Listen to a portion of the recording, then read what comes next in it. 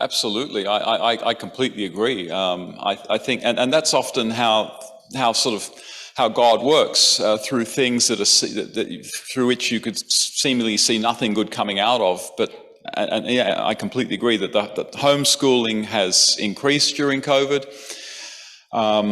And I think a lot of people, as you know, a lot of people have now sort of seen, something, homeschooling is hard, but I can do it. I thought I could never do it, but I can do it. And something?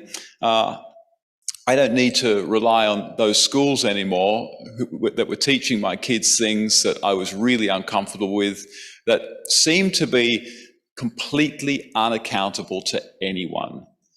And so I agree with you, and I'm very optimistic about the future of homeschooling, and I can definitely say 100% that there are very, very good people in Australia who are right now very committed to creating more resources for Australian homeschoolers for you all to be able to use, and very much Australian resources, because people are seeing that this is a potentially incredibly influential movement.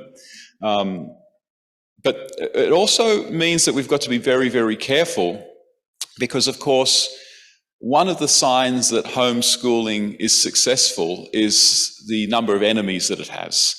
And we've got to watch out that Australia doesn't go down the way of Germany, and I think France now, basically in banning homeschooling.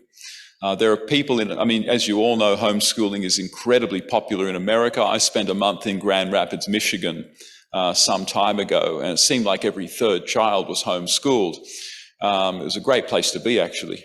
But there are opponents of homeschooling in America. In America, I think it'll be much harder to stop homeschooling, because a lot of Americans are just instinctively quite distrustful of government.